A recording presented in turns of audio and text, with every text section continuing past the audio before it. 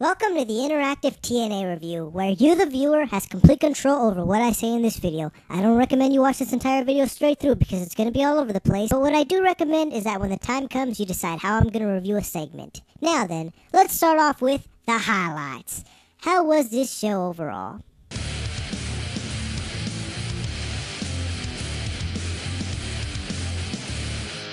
Has anyone else noticed that the tape shows are like the SmackDown of TNA? You know, they put all their important segments on the live show, that way they can't be spoiled, and everything else goes on the tape show. The stuff that you could skip over without missing all that much, because all it does is build up to the next show. This episode was an example of that. It wasn't anything special on its own, but it's what it set up that was good. Everything tonight either built up to Slammiversary, or it hyped up for next week's show as a can't-miss episode. So, for a tape show, this did its job. Now, this show pretty much revolved around a couple things, one of which being, of course, the A&D network. And as far as all of that goes, I'd say they did What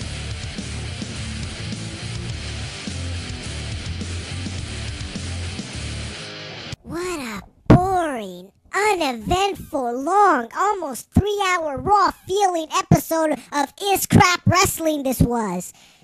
Last week reminded me of the TNA that I used to love. This week was an example of the TNA that bored me to death in 2012.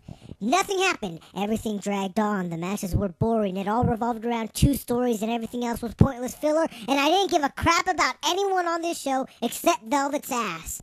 What's the point of taping 2 episodes a night if you know that the second one is always gonna suck? Whatever. Might as well talk about the rest of the show while I'm here. They shoved the A&D network down our throats a lot tonight. Guess how that made me feel?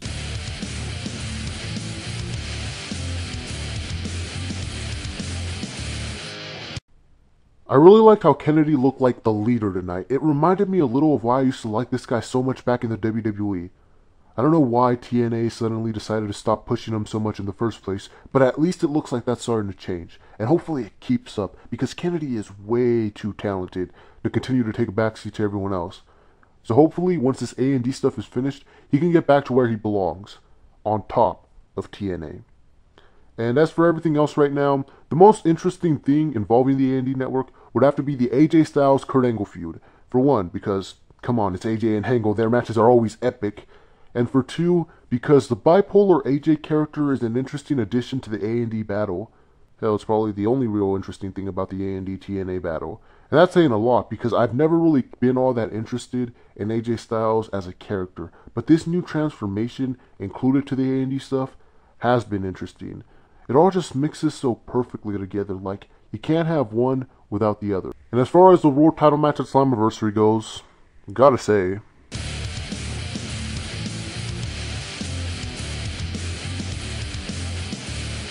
you know this faction has hit rock bottom when one of the major feuds they have is between a fat non-wrestler and a fat has-been who can't wrestle anymore.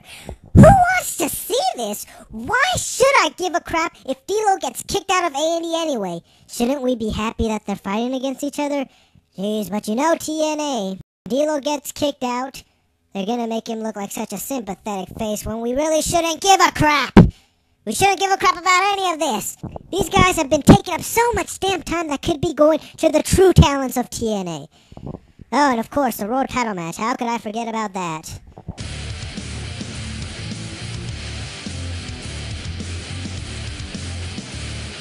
I guess I'll take it. I mean, it makes the most sense out of any other match they would have had, considering the roster right now.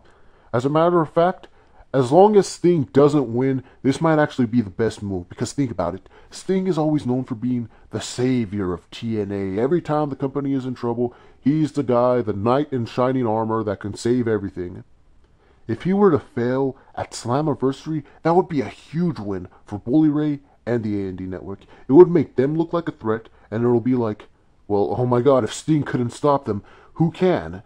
Then, from Slammiversary up until Bound for Glory, they build up that star that's going to take them down. Whether it's Magnus, Matt Morgan, AJ Styles, whoever, as long as it's not Hulk Hogan. Then whoever does take them down will, by definition, be better than Sting, because they will have done what he couldn't do. So, thinking about this long term, it could be a good thing. Plus, with the stipulation of, if Sting loses, he'll never contend for the world title again. We might finally be done once and for all with all these pointless Sting redemption stories every year. That's where this needs to go, and I think that's where it's gonna go. I don't think TNA is that stupid anymore that they'd really have Sting beat Bully Ray at Slammiversary. But then again, this is TNA, we can never be too sure. This is a company that does have a history with being bipolar.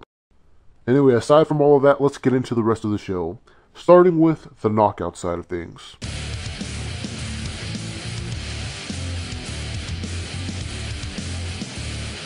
Whatever happened to the King of the Mountain match? Why was that ever scrapped?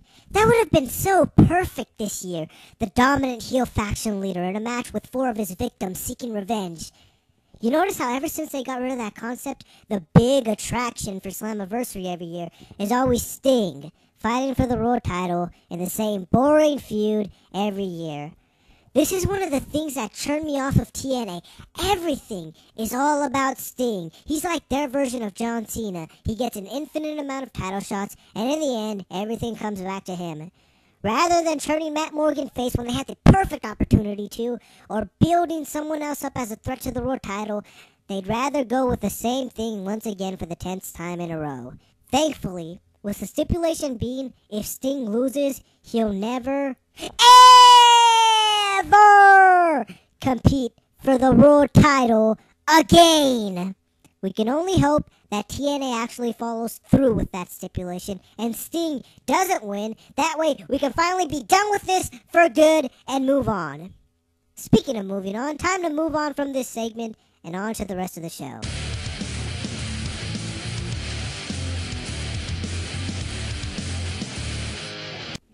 How many times do I have to go on this rant before TNA listens? I don't understand what TNA's obsession with Gail Kim is, and I don't understand why they feel they need to push her every time Velvet is in the middle of her push.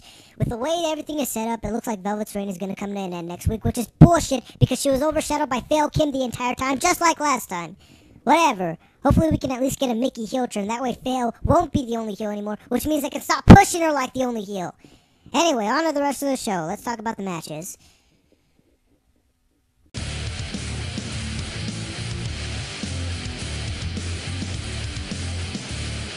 So the very second that I saw tits on my screen, I immediately flipped the channel. Why are women even allowed to be wrestling? Why are they even allowed to be employed anywhere? Why are they even allowed to be out of the kitchen? Everything women do is pointless filler, unless it's making me a sandwich in the kitchen. Everyone knows that women are only good for 3 things, and wrestling isn't one of those things. So thank God for Gail Kim. Hopefully this storyline is leading to her getting rid of all the women from wrestling. Then we could be done with tits and wrestling, and I won't have to worry about women interrupting my fap time anymore.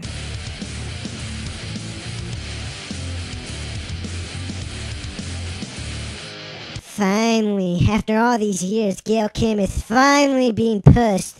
I don't know why they never pushed her like this before, but it's about damn time. Because Gail Kim can wrestle! I hope she never loses another match again because she can wrestle! And it's not believable for someone her size to ever lose a match. And hopefully hold the belt for 5 years again, because that'll never get old, because she can wrestle! Wrestling!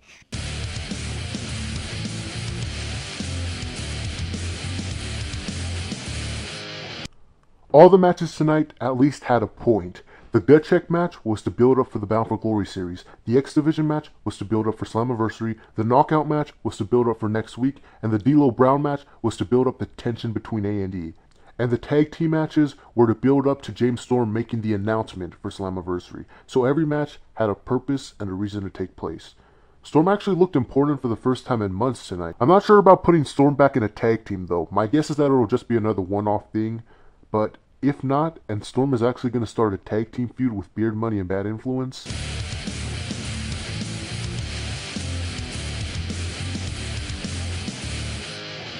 splendid. Well, the Bobby Roode vs. Kerwin White match was about as good as a Kerwin White match as you were ever going to have. I like the slow, methodical, vicious style that Roode uses. It's the perfect contrast to Kerwin White's high flying ability.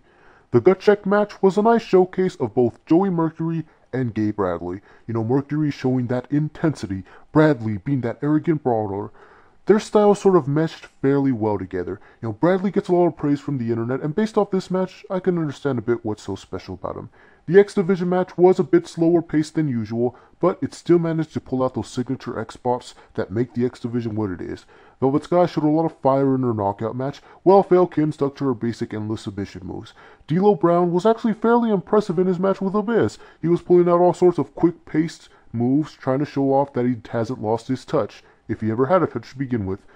Anyway, there was my quick, in-depth match reviews. Anyway, there is one thing I'd like to take from all of this, and that being Storm's presence on the show. It appears as though they may be putting them back together in a team. And I just felt that if that were to happen,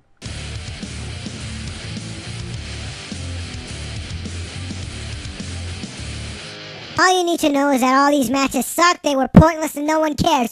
Really, who gives a crap about Gay Bradley, or Christian Dork, or Kenny Queen, or Chris Trashbin, or Penis Williams, or Captain Pickard, or Kerwin White, or Dung Ho Brown, or any of the other fucking jobbers on their roster? Who gives a crap what gut check jobber is in the Bound for Glory series? They're not gonna win anyway, so who cares? You know this show sucks when the main event is between two fat guys that aren't even real wrestlers. They could have had this entire show without any matches at all, and it would have accomplished the same damn thing in the end. Anyway, James Storm announced that he'll be in a tag team match at the pay-per-view. And even though this is probably just a one-off thing, thinking about the possibility of him reforming a tag team is...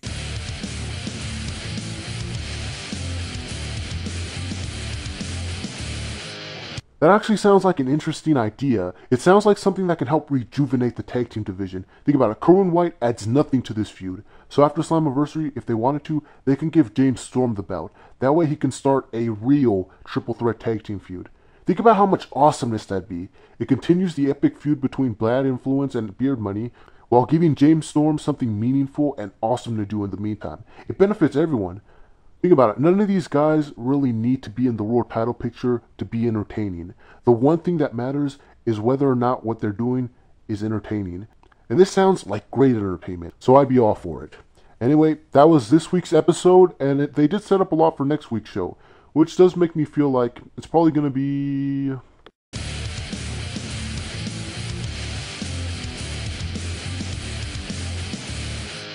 I'm not sure whether that'd be the best thing for James Storm at this point. The guy already lost a lot of momentum ever since Jeff Hardy won the BFG series over him. Is it really the best idea to keep him out of singles competition and held back by a tag team? But I don't really know if this tag team thing is really the best thing for James Storm at this, especially heading into Bound for Glory. You'd think they'd be working on building this guy back up as being the great singles competitor and the top face that they've been trying to make him since 2011. You know, maybe have him be the one that puts an end to the A&D. Just an idea. Anyway, that was this week's episode, and they did set up a lot for next week, which makes the show feel like it's probably going to be...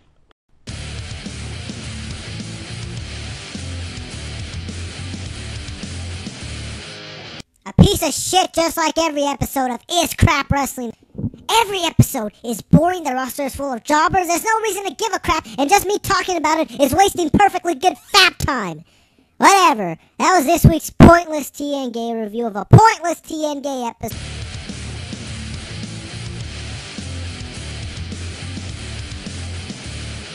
Next week already looks like it's going to be a good show, and with just a few things that they built up to tonight, we already got several things to look forward to. You know, whether or not AJ Styles is going to be patched into the A&D, and considering the Angle match is already set in stone, my guess is that this isn't going to be where AJ goes full on face, so there is a chance that he will at least join A&D temporarily, which could be interesting.